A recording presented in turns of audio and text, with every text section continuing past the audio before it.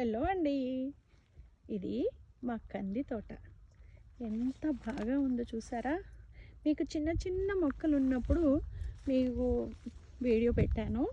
తర్వాత ఇది ఇంత సైజు పెరిగింది. పెరిగిన తర్వాత ఇవి ఫ్లవర్స్ వచ్చినాయి. బాగా ఫ్లవర్ వచ్చింది. అయితే మొక్క ఇంకా బాగా గ్రోత్ రావాలి. ఈ గ్రోత్ ఇంత వచ్చింది. వచ్చిన వెంటనే ఈ ఫ్లవర్ అనేది స్టార్ట్ అయింది. దీనికి మొన్న ఆర్గానిక్ మందులు అయితే స్ప్రే చేసాము. ఇప్పటి వరకు ఇదంతా బాగుంది, చాలానే బాగుంది. అయితే దీనికి కాయలు కూడా స్టార్ట్ అవుతున్నాయి. ఇప్పుడిప్పుడే కాయ రావడం అనేది స్టార్ట్ అవుతుంది. మరొక్కసారి వేప నూనె ఇట్లా స్ప్రే చేయాలి. ఒక్కొక్కసారి కానుగ ఆయిల్ అని అది కూడా వాడుతూ ఉంటాము. వేప నూనె వాడుతున్నాము.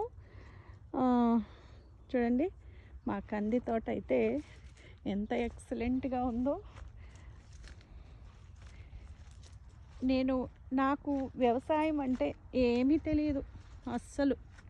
కానీ ఒక 1 ఇయర్ బ్యాక్, 1.5 ఇయర్ నుండి నేను ఈ సరదాగా చిన్నగా ఆకుకూరలు, కూరగాయలు పెట్టుకోవడం స్టార్ట్ చేశాను. తర్వాత లాస్ట్ ఇయర్ కొంచెం కంది కూడా వేశాను, మినుములు వేసా, పెసలు వేసాను. అన్నీ కొంచెం కొంచెంగా వచ్చినాయి. ఈ సంవత్సరం అయితే వర్షాల కారణంగా మొత్తం అంతా లాస్ అయిపోయింది. అయితే కంది అయితే మాత్రం వచ్చేటట్టుంది. మంచిగా రావాలి అని కోరుకుంటున్నాను. ఇది చూసారా, కాయలు బాగా స్టార్ట్ అయినాయి. ఇప్పుడు మళ్ళీ ఏమన్నా స్ప్రే చేయాలి అంటే వచ్చింది పాడవకోకుండా జాగ్రత్తలు తీసుకోవాలి. ఫస్ట్ ఇప్పుడైతే వేప నూనె, తర్వాత ఆర్గానిక్ మెడిసిన్స్ అయితే స్ప్రే చేస్తున్నాము. అందరూ అంటున్నారు ఆర్గానిక్ స్ప్రేలు చేస్తే అంత బాగా దిగుబడి రాదు అని చెప్పేసి. So try. ఇప్పుడైతే ఇప్పటి వరకు ఇదంతా పూత అయితే బాగానే ఉంది. కాపు ఎట్లా వస్తుందో చూడాలి. ఈ కాయలు చూసారా ఎంత బాగున్నాయో చక్కగా. నాకు వ్యవసాయం మీద అనుభవం ఏమీ లేదు.